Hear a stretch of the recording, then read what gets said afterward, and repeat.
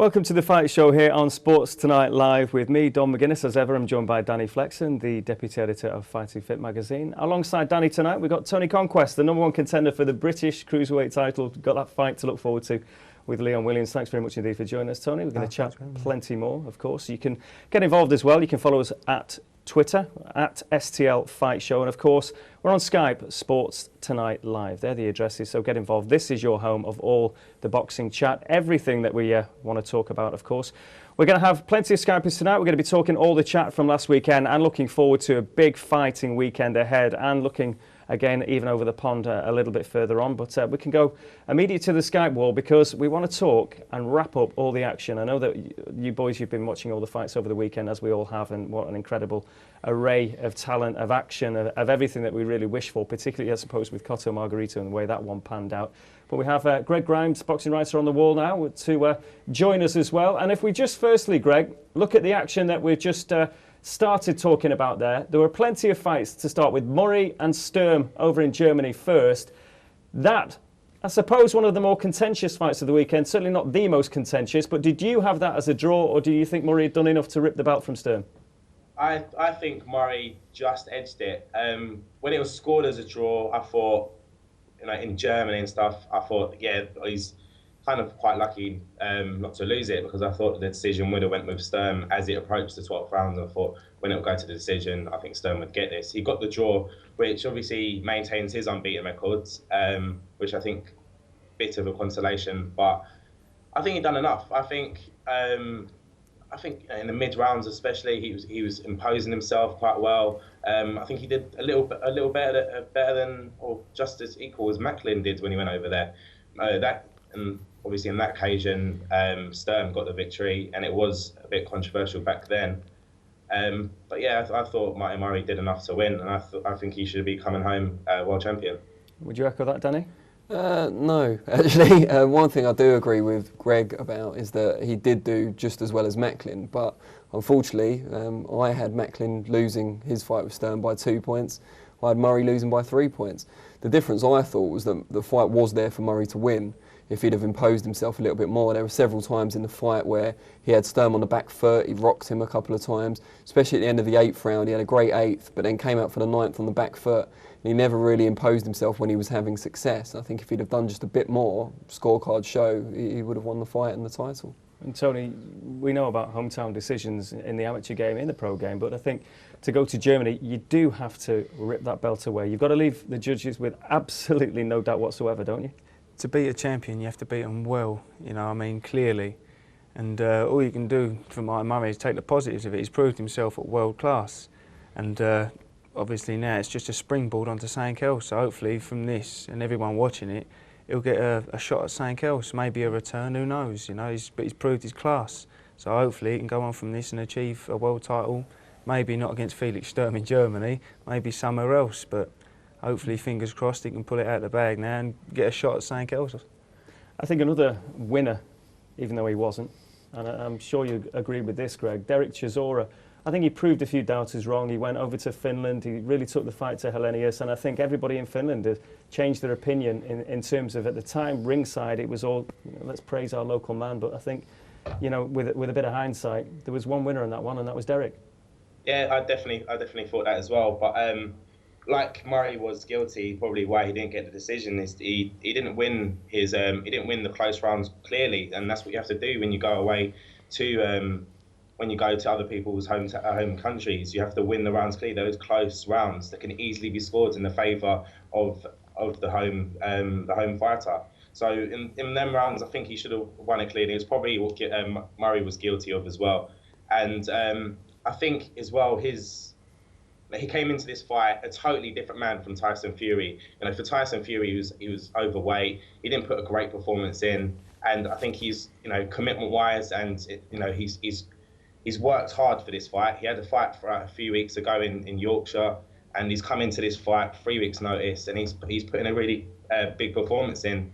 Unfortunately, he didn't get the win, and he lost his first fight because he wasn't in shape. He was in shape this time, and he lost this one. It was disappointing for everyone, but I think as well, like the showboating antics as well wouldn't have favoured with the judges and stuff. And I don't know if that comes into it when they're scoring the cards, or whether they, in those close rounds, they do favour one or the other because of that impression. But yeah, all in all, I thought Chisora did enough to win as well. And yeah, we should have had the European champion coming back home on the Saturday as well. Well, we're going to get a Finnish perspective a little bit later on. But if we move on to a decent domestic battle, the Prince Aaron-Brian Rose fight, which, of course, it was a 50-51 anyway, wasn't it? But Brian Rose, he really stepped up. He left no one in any doubt. Again, not a contentious one. It was fairly straightforward. I mean, were you impressed with the way he handled? Yeah, I mean, he's obviously a great fighter. I mean, to overcome Prince Aaron, but you've got to look at the size difference as well. Prince Aaron is massive. He's absolutely massive. But obviously single shots and things, winning the title, he's got to be over the moon. So yeah, terrific win for Brian Rose.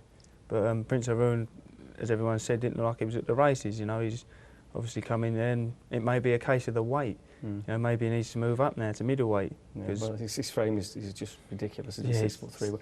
Greg, thanks very much for your time, and we'll be talking to you very soon, I'm sure, on our Skype wall here on the Fight Show on Sports Tonight Live. But just a quick look as well at Murray and Rios. Again, it was fairly obvious even by just a look at the face of John Murray at the end of the fight, and obviously when he had to be pulled out in the end. But brave effort. But was he a little bit one-dimensional, do you think, or were you surprised by the performance, or were you actually surprised by Rios and the way he went about Murray?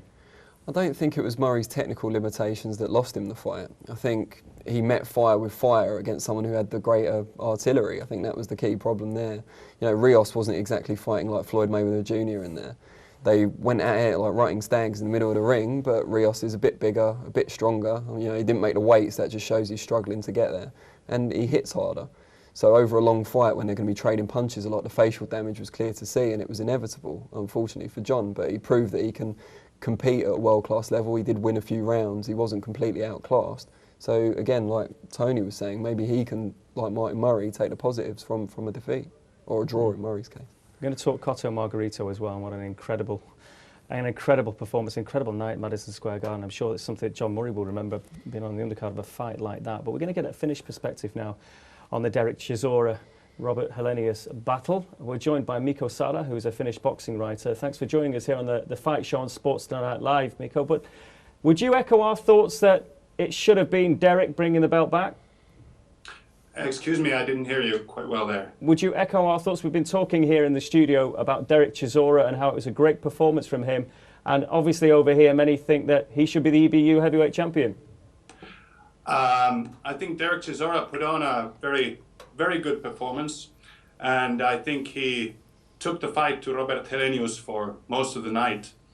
And I think, well, in the end, Robert Helenius did win, but he can consider himself pretty lucky, I should say. Yeah, I mean, that seems to be the view from everyone we've spoken to. Do you think moving forward, Helenius would even consider a rematch? I mean, it seems unlikely. I actually think Helenius wants a rematch. He probably wants it just as bad as Chisora wants, because after the match in the press conference, I talked to Robert Helenius, and he explained that he hurt his hand pretty bad in the first round. And also, it was revealed after the fight that he had been suffering from a dislocated AC joint for 6 weeks before the fight. So if all this is correct, then he will probably want to show his stuff once more against Chisora. And now, I guess it's become a little bit easier, because today it was reported that, surprise, surprise, Alexander Dimitrenko doesn't want any part of Robert Helenius. He wants his Klitschko payday as soon as possible. His manager told, I think it was figosport.de, that he probably does not want to challenge Helenius in 90 days. So I think the path could be a bit clearer for the rematch than we thought, but we'll see. We'll see. How has the reaction in the Finnish press been, though, to the fight? Because I've been reading reports that Amin Askalainen, who we remember fighting Matthew Macklin, losing over here not too long ago, but a proud European champion, he was quite critical of the decision and feels that Chisora should have got the... Is that part of the reason why maybe he's keen on a rematch, as well as the injuries and everything else, the backlash from his own country? I think so, yes. The reaction in Finland has been a bit mixed, I should say. For example, I watched the fight from a press box at ringside, and I think the feeling among the Finnish writers there was that the fight was very close, but that Chisora probably had done enough to notch a points win. I myself had it scored 116-115 for Chisora. And okay, in the end, all the three judges had it 115-113, one for Chisora and two for Helenius. So, okay, the fight was close. And I think, in a way, was it a questionable decision? Yes, it was. Was it a hometown decision? Yes, it was.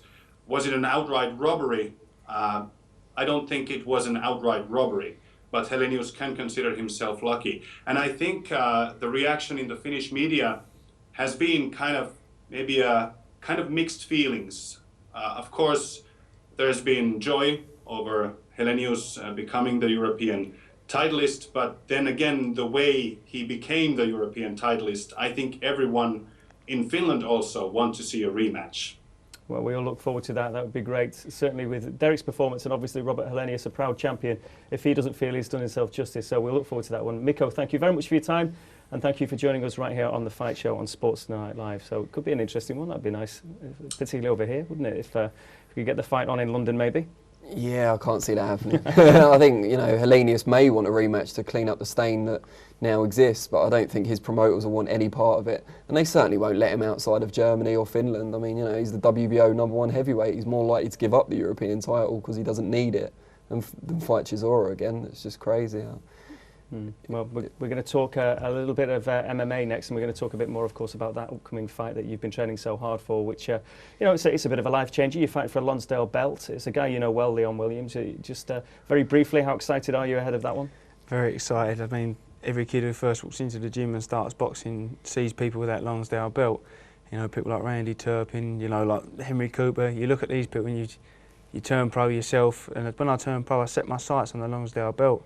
I've always wanted it, and this is my opportunity. It's a golden opportunity. I mean, it's a shame it's come against someone I'm friendly with, but at the same time, I've got to take this opportunity with both hands. So we're going to find out how you're going to do it in a little while. We're going to talk MMA as well, and also, of course, a big weekend for Khan. Amir Khan going up against Peterson in Washington, D.C. Stay right here on The Fight Show, Sports Tonight Live.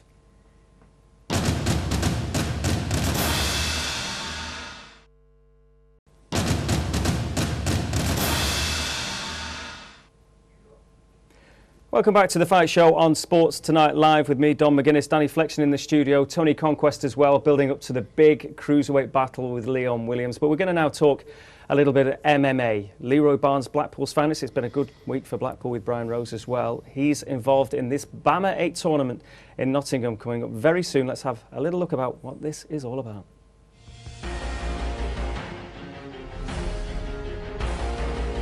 My name's Jack Marshall. 21 years old. I fight out at Lady Combat, South Wales. I hold the Bamma British middleweight title. I feel the best I've ever felt. I'm the fittest I've ever felt.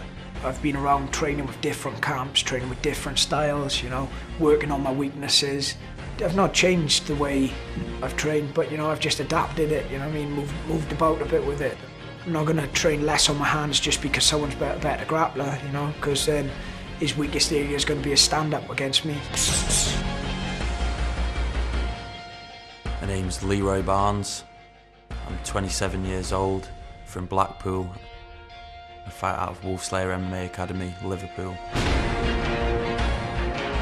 My professional record is 10 wins, 7 losses.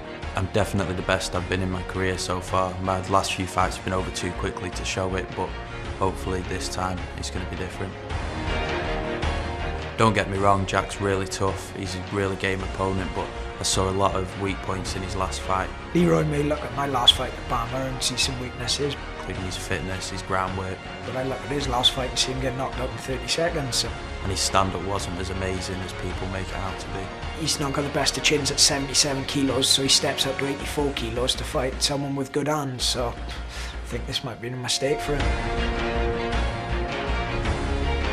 The chance to fight for the Lonsdale Bamma middleweight British title is the biggest opportunity of my career. He's dangerous because he's the underdog, you know. He's not got the best record. Bamma's the biggest organisation in Europe. He's lost a fair few fights, you know.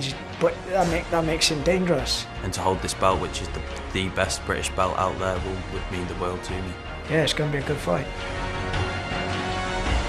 Best of luck on this next fight. You're going to need it. Let's put on a great fight for the Bamma fans. Let's give the fans what they want to see. But there's no way I'm letting you take that belt home today.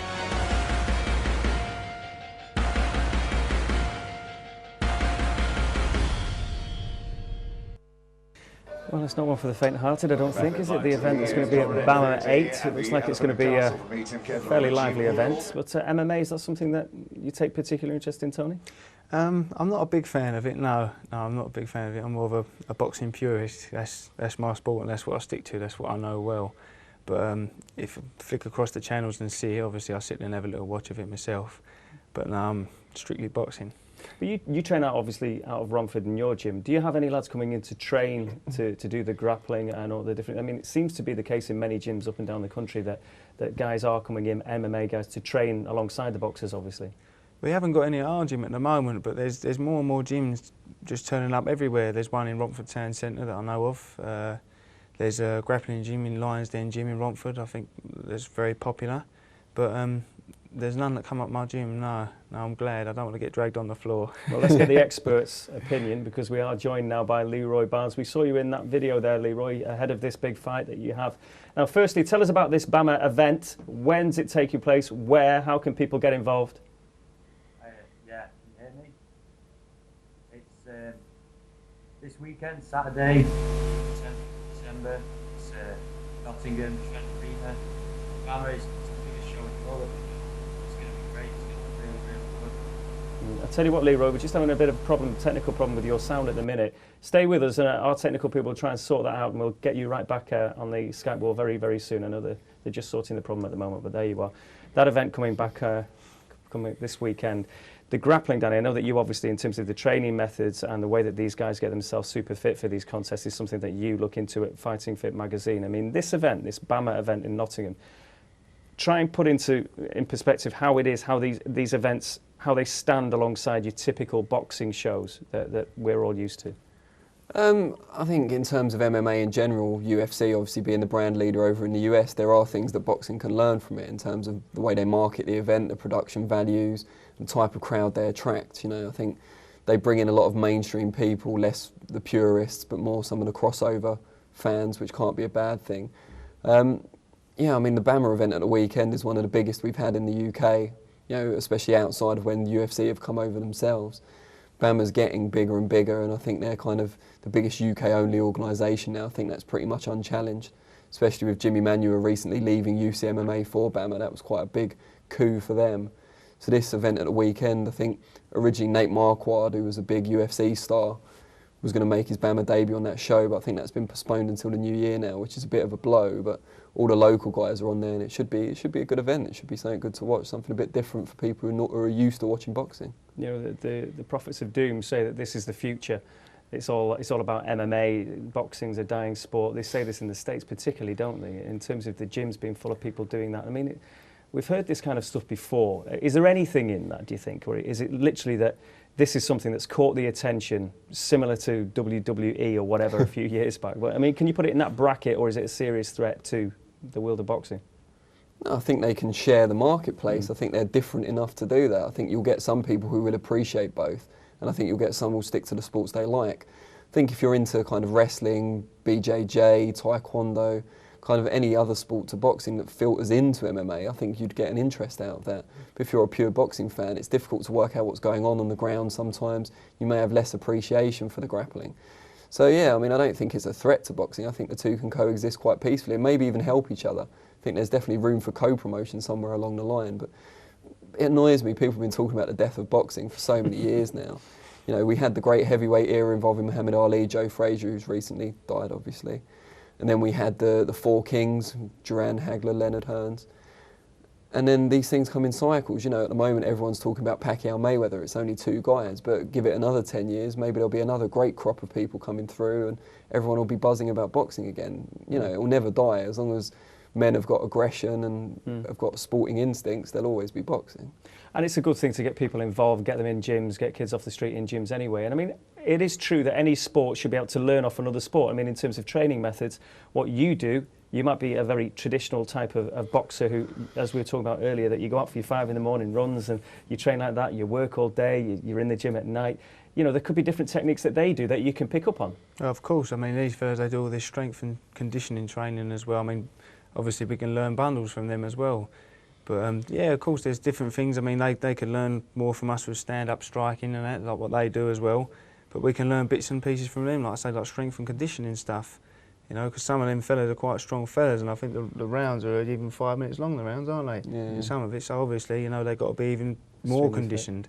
Well, we've got, I believe, Scoobius Pip as joining us now. You're going to be hosting an MMA show right here on Sports Tonight Live next week. How excited are you about that? Yes, yeah, it's going to be great. I'm looking forward to it.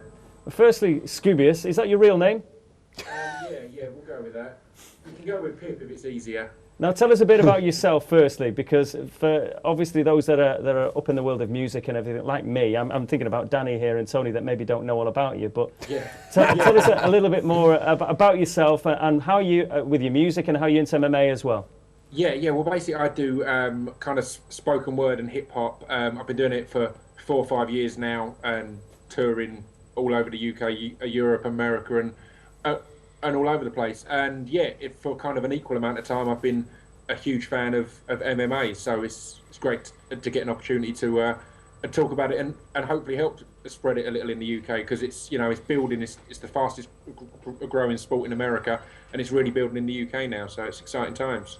I suppose the two worlds have always mixed, haven't they? You know, in terms of sport and music, this is just your little branch. Yeah, exactly. They tend to fit together nicely. You always are waiting for someone to walk down to one of your songs. That's always the ultimate goal now when you've got a sport obsession like that. Scoobius, can I call you Scooby for short? Would that be all right? Yeah, help yourself. Oh, brilliant. What do you expect to bring to your new show? What can we expect to see? And you know, do you need some tips from us? I mean, we're hoping to just bring a good variation of welcoming people who are new to the sport, but at the same time, not kind of dumbing down in any way, you know, discussing it intelligently and, you know, for the real fans or the people who are already into it. And yeah, hopefully welcoming a lot of new supporters over. We were just talking before about MMA is there a threat to boxing, or should the two work hand in hand and co-promote each other really, because combat sports that have so many great qualities? Is that the way you'd look at it? I mean, I think from a business point of view, it's a tough one because obviously they're going to be rivals. But from a fan's point of view, we're in great times because there's a lot of crossover. If you're staying up at the weekend for the Amir Khan fight, then there's the big John Jones and Machida fight after that. So it's great that the combat sports are so available out there at the moment. And how about training yourself? You tried your hand at any of this? I train a little bit, but I try not to talk about it too much because it's very much training in my garage with with amateurish equipment and things like that. But yeah, again, as soon as I find that if you can get into a bit of that and you start to learn more of it, a lot of the problems boxing fans have coming over is the ground game, because it's people rolling around on the ground, and if you don't understand what's going on there, it's, you know, that's the bit that can people can get bored of. But the more you understand it, the more exciting you see the ground battles are. And again, obviously, with every sport, if you train in it, then you understand it, you know, all the better. Just tell us a bit more about your music. I mean, where can we learn a bit more about what you do, people that aren't fans already? Yeah, I mean, it's all online. If you go on Facebook or if you just search Scoobius Pip on YouTube, there's tons of videos with millions of hits now. So yeah, just help yourself and have a look. So what is it for you then? Is it presenting the MMA show? Is it the music? You're going to be a busy boy? I'm going to be a busy boy, yeah. But I'm more than happy than that. It's one of them things that I've in the last 3-4 years I've literally planned tours around when the UFC events are and things like that. So it's great to actually say, well, it's because of work now. You know, it's not just me with my obsession. It's professional now. It's a professional obsession. Oh well, very best of luck with the show. We'll all be watching, of course, and learning a bit more, those that don't know enough about it, because of course it's here to stay. That would be very much your view, that people are going to hear more and more about this, are going to hear more about your show. You're very confident of that? Yeah, it really is. As I said, in America, it's overtaking so many sports at the moment and becoming huge. And in the UK, I can see it doing the same. As it's a good time to start understanding it and watching the battles. Just before you go, in terms of other sports that you may follow, are you aware of other athletes, other footballers, boxers who are particularly interested in the world of MMA that you're going to maybe be talking to on your show? I mean, there's a lot of different athletes and musicians along the way. I remember seeing at one of the events, seeing Cole Barrett there watching, and it's always odd to see musicians and indie kids at fight events. But yeah, as I said, it's one of them. It's just growing and growing. The more I bump into people on tour, there's more and more people addicted. Well, Scroobius, thanks very much indeed for your time. We'll look forward to seeing you in HQ here in Sports Tonight Live as well. And obviously, we're all going to get on fine. Us boxers and UMAA people, it's going to be all We'll all get on great. Perfect harmony. Ebony and ivory. Excellent. Scroobius Pip, thank you very much indeed for your time today. You're MMA and the big event. Scroobius very excited about the new show that's starting here. Off to get a Scrooby snack. Yeah? Undeniably. Come on, Dan, you can do that. I don't know if I can. Well, so we'll leave the MMA there now because that's Scroobius's concern from next week. But of course, the big Bamma 8 show. But more about yourself and Leon Williams. Now, you both get on very well. There's not going to be any nonsense ahead of this one, is there? No, of course not. No, that's not me anyway. I'm not that type of person. You know, I'm smiles and handshakes until the bell goes, and then business is business as usual. But yeah, it should be a good fight. I think the fans will all turn out for it. Obviously, he's got his fans and I've got my fans, and you know, it should be a great night for boxing at York Hall, Bethnal Green. So I'm looking forward to it now. Just, you know, it's like Christmas after Christmas, if you get me. But yeah, it should be terrific, absolutely terrific. Can't wait. We'll get the lowdown on how the fight is going to be won in a little while as well. And we're also going to be joined right here in the studio by rocking Robin Deakin as well. So stay right with us here on The Fight Show on Sports Tonight Live.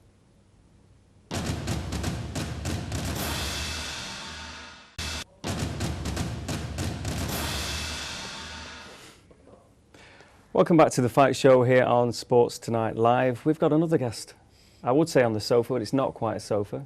Another chair that has joined us. It's rocking Robin Deakin. Nice to see you, Robin. How are you doing? How you doing? I'm all right, thanks. We're going to talk a bit more about you in a little while as well. Just before the break, we were chatting to Tony here about Leon Williams and what it all means ahead of this big cruiserweight clash. And just going back to the Leon Williams-Rob Norton fight when Leon got the belt, I mean, you've weighed that fight up. You've obviously looked at that. You're probably looking at ways that you see how you can get the better of Leon. I mean, was that a fair result on the night as well?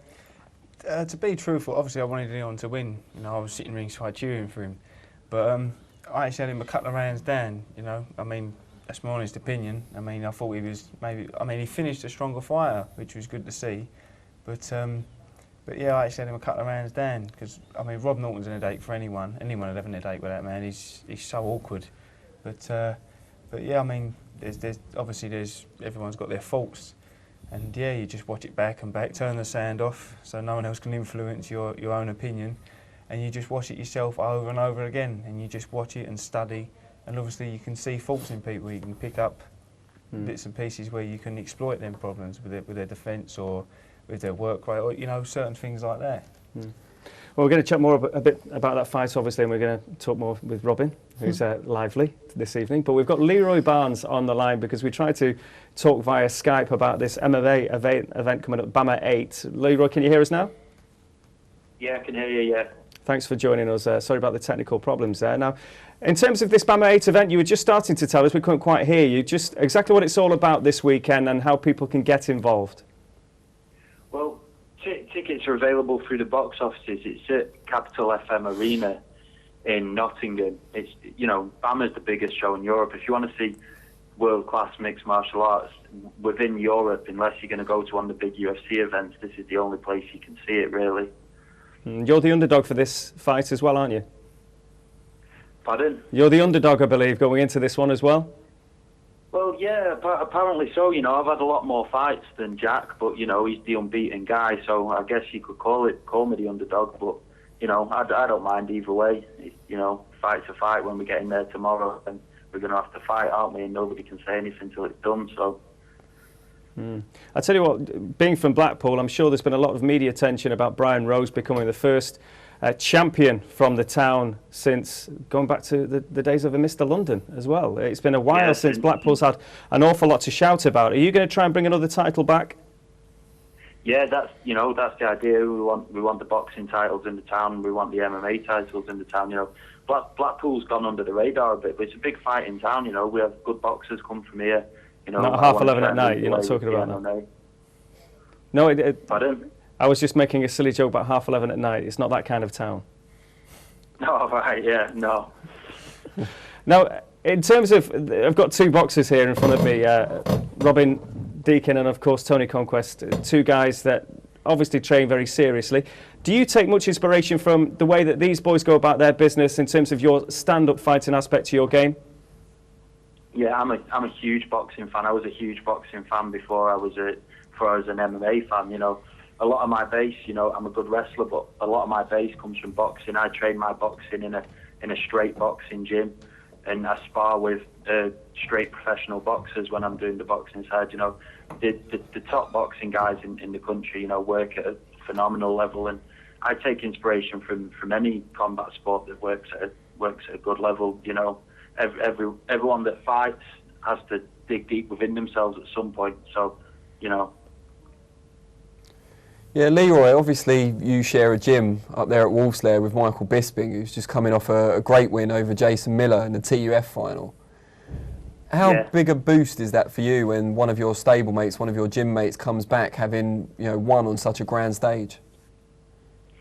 It's great, we've got so many top class guys in our gym that everybody feeds off each other. I had a few losses early on in my career, which was mostly down to cutting weight and fighting the wrong weights, and but all the time, these guys coming back and winning the big fights and making the big money, and it's just a huge inspiration. You want to be on that top stage, the same as those guys. So, Well, Leroy, best of luck with the fight against Jack Marshman. I'm sure you're going to do the business, and Blackpool will be proud of another fighting son. All the best to you, and thanks for joining us right here on the Fight Shop on Sports Tonight Live. Thanks for having me, guys. Thank you. Looks in shape, old Leroy. It's going to be a lively evening in Nottingham, but Robin, we haven't got round to actually properly introducing you yet. Talking of lively. You're in good form then. You've got a fight coming up. Tell us a little bit about what's going on with you. Well, just the boxing. That's just boxing and working, really. I got offered this fight about a week ago, and I said, I'll fight anyone, don't matter who. And so who are you fighting, where, how George confident Michael are you? Carmen. He's, don't know where he's from, but it's at your call. I'm going to take it to him like I do every time. So, see what happens. When you fought Matty Chew recently, and we were on Twitter talking about it, you say you got robbed, but you got us to look at the video. I think Paul Smith, the former British champion, looked at it as well, and we both said the same thing. You're really frustrating, you don't let your hands go enough. You could have won. You could have made sure. I think I deserved the draw either way, just looking at it, how it was. I think I deserved the draw. Been robbed so many times, and it gets a bit heartbreaking, and I just feel like just go in there and just entertain. I mean, you're used to, I don't know how many people know, but you're used to overcoming adversity, aren't you? We've talked before about problems you had as a kid with your legs and stuff. I don't know how much you can say about that, but you've done a great deal just to be here. Yeah, well, that's why I fight anyone, because nothing else can hurt me. So I'll just fight anyone, anytime. Don't matter who it is. Fight Tony. What's it like though, fighting a lad like Robin that's always going to come up and try and cause you problems? He's there to fight. Well, the game can't survive without people like Rob. You need people like him so this game can keep thriving. He gets in there week in, week out all the time. You tell by his record how busy he is. And he gets in there and he pushes prospects. If you get him, you're not going to get an easy night. He's one of those. You're one of those people. You know that he's going to come and he's going to have a fight with you. If you're having a bad day, he'll make it even worse. But no, I mean, people like him are going to give you a few problems here and there. And do you think you said that you've been robbed many times? And do you Loads think of times. I got robbed against Vinnie Mitchell when I boxed Vinnie. First time. Second time he beat me, but first time I was robbed. I thought. Obviously I set back on the road, but if you look at the replays, I still watch it now. All the shots was me hitting him not hitting me. He was hitting my gloves. And, But is your record always going to go against you in that situation? Of course it is. The referee look at my record straight away, and even if I fight someone that's had one fight, they're going to look at it and they think, oh, we'll give him a chance because, we'll give him a chance of getting up there because he's had his chance and he blew it. Do you know what I mean? So that's how they look at it. Yeah. And then I'm going to work double as hard to try and get the win. Well, that's what I was going to say. Do you ever look at the fights and think back and think, if I'd have just done a bit more, they wouldn't have been able to rob me, I would have put it beyond doubt. But even like I boxed Jason Hasty the first time I boxed Jason Hasty down in Scotland, I smashed him. Do you know what I mean? I put him down with a body shot, and then the referee picked him up and said, "Oh no, it was a slip." Do you know what I mean? And I got robbed by a point. He boxed Scotland in the Commonwealth Games. There's no way I lost that fight. It has been a talking point, hasn't it, in terms of judging with the week that we've had, with the weekend we have.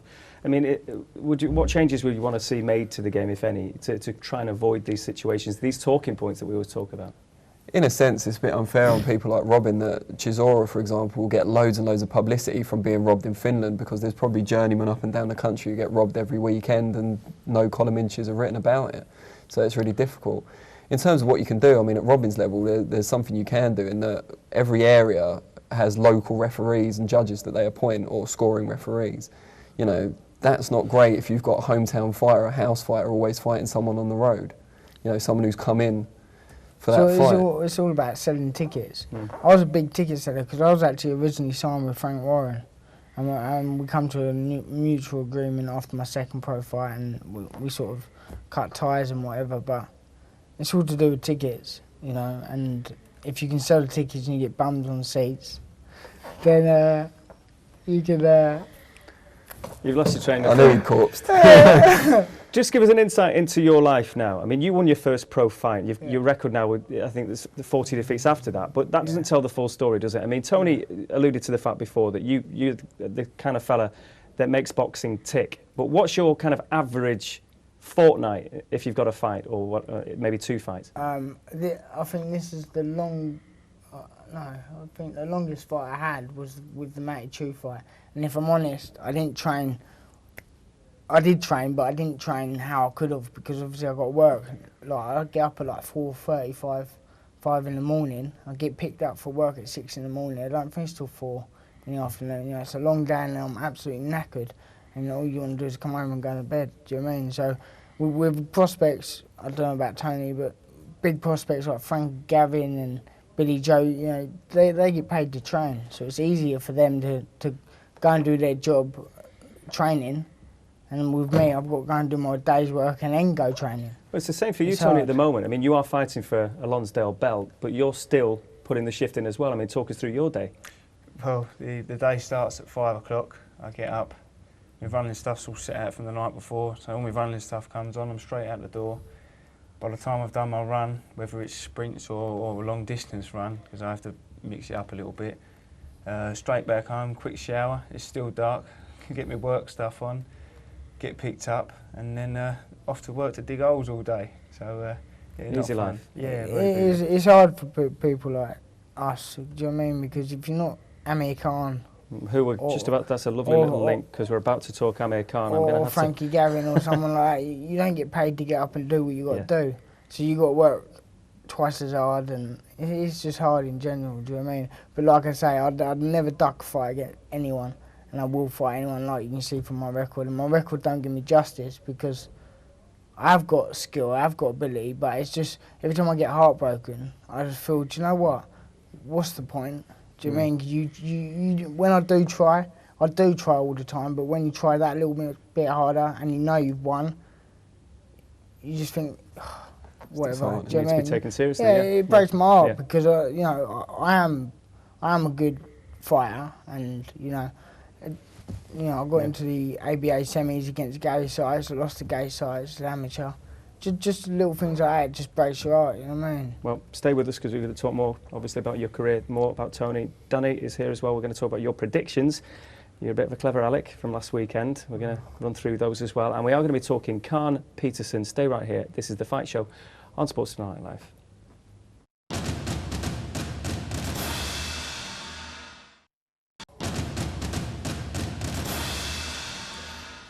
Welcome back to the Fight Show here on Sports Tonight Live. Remember, you can follow us at Twitter, which is at STL Fight Show, and also our Skype address, which is Sports Tonight Live. Plenty of chat out of the boys still to come, but just a quick look back at the main event from last weekend, the one that we've been talking about in great detail, Cotto Margarito. It was the ultimate revenge, really. I mean, would you go along with that? Did Cotto finally get some peace? Did he exercise the demons, do you feel, Tony? I definitely think so, yeah. I mean, he's my favourite fighter at the moment, so I'm very biased with him. And of course, obviously, with the controversy with the reps and everything, you know, it must be phenomenal for him. He must still be on top of the world today. He's got to be. But yeah, it was great to watch, because I think the first time, I think maybe he'd done a bit too much work. He was doing so well, he'd done a bit too well. And obviously, he blew out, didn't he? And then towards the 11th round, obviously he had to take a knee, which is someone as proud as him, I'm sure he was heartbroken afterwards. But yeah, it was good to watch the weekend. I thoroughly enjoyed it. Good footwork as well, and he stuck to the plan, didn't he? Didn't get drawn into Margarito's fight. He was obviously trying to goad him all the way through. He's talking to him, but he kept his discipline, didn't he? Yeah, he fought a smart fight, but he did that in the first half of the first fight, and then gradually Margarito wore him down. He ran out of gas. Like Tony said, you know, he was moving too much. He was moving back in straight lines a lot. There was a lot more lateral movement this time, something he's been working on with Emmanuel Stewart before they split. And now with Pedro Diaz, been working a lot on his conditioning as well, so he can keep that sort of fast pace going for 12 rounds. He did really well at making Margarito fight at his pace, a pace he was comfortable with and Margarito wasn't. So yeah, it was a masterclass, you know. It was a stunning night. I mean, you're a Cotto fan? I didn't watch the fight, to be honest with you, but I like Cotto because he boxed my mate Michael Jennings, so I like him, but I like his bird. So when you put it, Margarito's on the screen now. Brilliant. I'll fight him for his bird. Would you? Yeah. Fair enough. Just to say that is Cotto's bird, not the previous picture. Yeah. You don't want to offend Cotto. What next for Cotto? Me and his bird. Okay, we'll leave that right now. Well, aside from that, let's move on from Cotto Margarito. And we're going to look ahead now, because it's another big one for a British fighter, Amir Khan, Lamont Peterson in Washington, D.C. Let's take a look at Amir in training.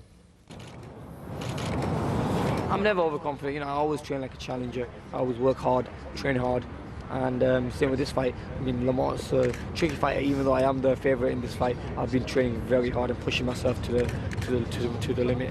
I mean, I'm touching distance away from the super fights, the likes of Mayweather out there, and the big names. But I mean, things are going the right way. I mean, it's a motivation to be, you know, going to someone's backyard and fighting there, because in a way it drives me, because I know I have to work harder to win this fight, and to get a win in his home backyard is, in a way, a better win than fighting him anywhere else. I want to be known as a great fighter worldwide, and I mean, I'm going the right way. I mean, there'll be some big super fights in the future for me, and that'll take me to a different level. You know, I'm world class now, but I'm sure there's a lot more to achieve yet.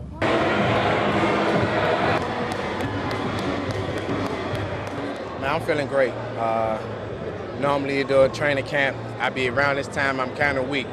But you know, I'm pumped, I got a lot of energy, and it could be because I'm fighting at home and fighting for a world title and fighting Amir Khan. You know, you just have to be ready for a guy like him.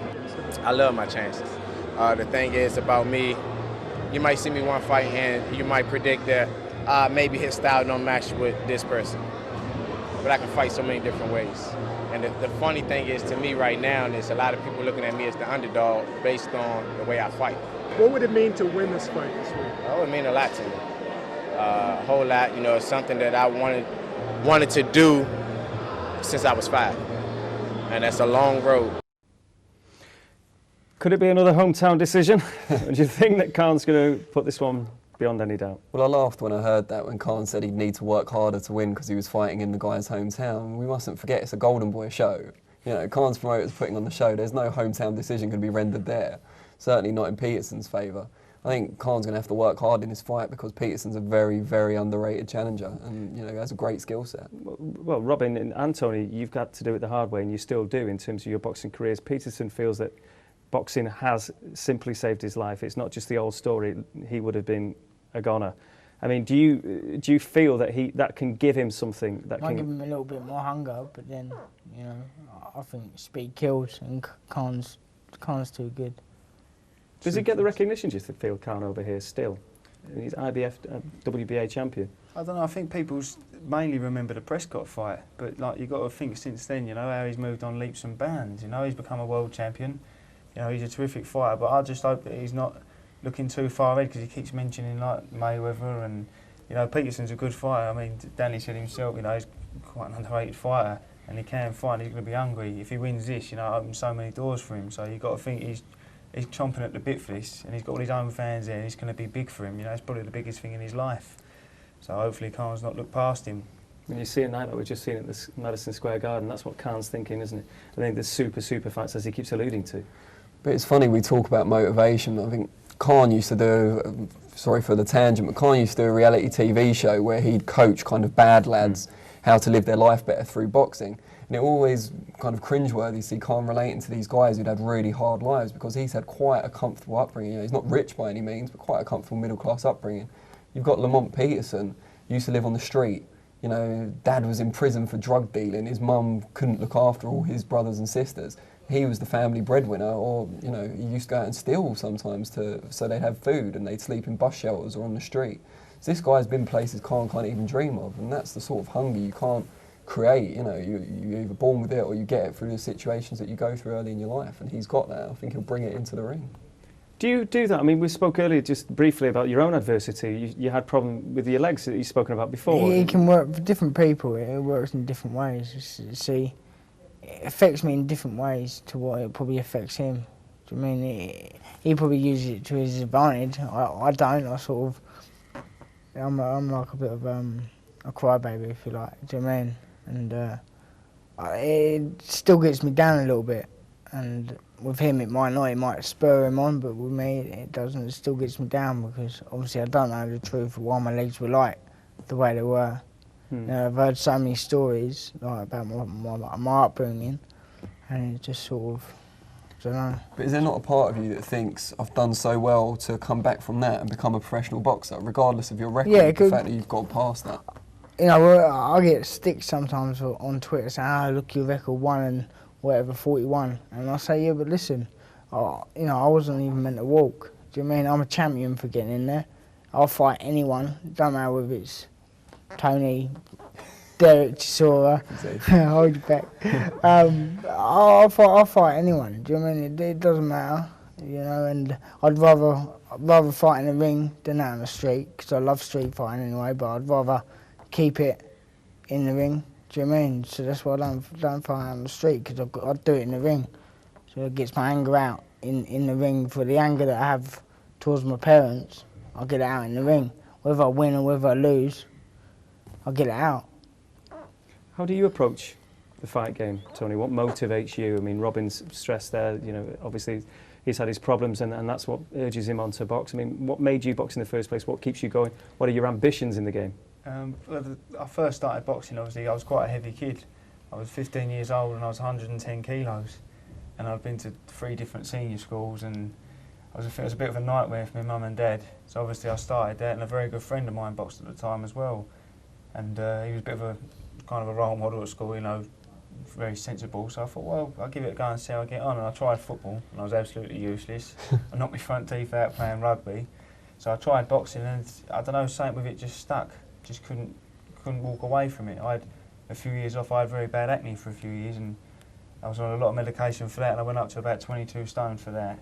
And then obviously I come back and I thought I'll have a few bouts and see how I get on, and here I am now. So 22 stone? Yeah, I was 122 kilos I was.